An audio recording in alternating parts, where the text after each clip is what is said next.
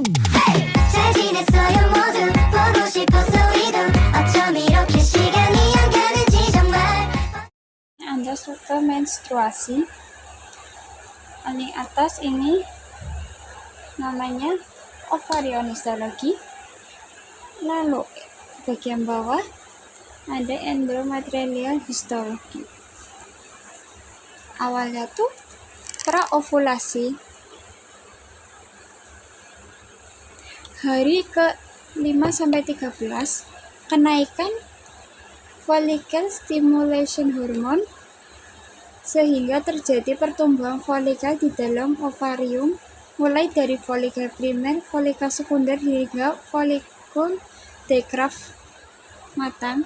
Di akhir tahap ini terjadi kenaikan hormon estrogen. Lalu pada saat ovulasi, hari ke-14 pelepasan oosit sekunder dari dalam folikel degraf.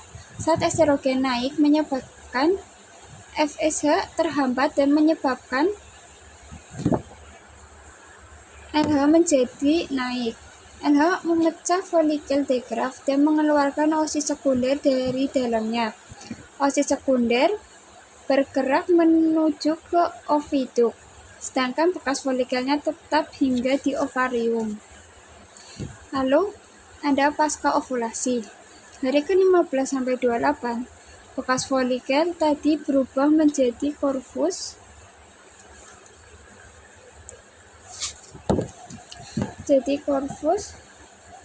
luteum. Adanya LH yang tinggi menyebabkan corpus luteum berubah menjadi corpus luteum. Corpus luteum merangsang sekresi progesteron yang menyebabkan dinding rahim mengalami penebalan. Lalu ada pasca menstruasi, berlangsung selama 4-6 hari. Apabila tidak terjadi fertilisasi, maka corpus luteum akan mengalami degenerasi menjadi corpus albican. Corpus albican tidak dapat merangsang sekresi estrogen dan progesteron sehingga menyebabkan penurunan endometrium. Ini ada estradiol, membantu perkembangan folikel dan penebalan dinding rahim.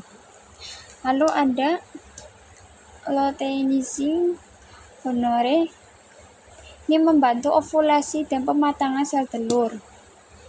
Lalu ada progesteron, menjaga lapisan rahim stabil setelah ovulasi. Lalu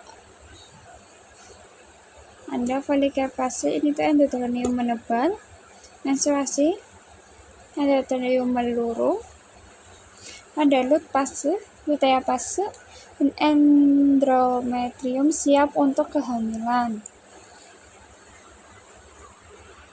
Ini ada tahapan menstruasi. Ini masa menstruasi. Hari ke-1 sampai ke-5, lapisan dinding rahim yang tidak dibuahi luruh dan keluar sebagai darah menstruasi. Lalu ada fase folikular. Hari ke-1 sampai 13, folikel di ovarium mulai berkembang karena pengaruh folicle stimulation hormone. Estrogen meningkat, membantu membangun kembali lapisan endometrium. Lalu ada ovulasi. Hari ke-14, sel telur matang dikeluarkan dari ovarium akibat lonjakan hormon luteinizing hormone. Ini adalah masa paling subur dalam siklus. Lalu ada fase lutea. Hari ke-15 hingga ke-28, folikel pecah berubah menjadi corpus luteum yang menghasilkan progesteron. Jika tidak terjadi kehamilan, corpus luteum berhenti bekerja, menyebabkan penurunan hormon dan memulai menstruasi kembali.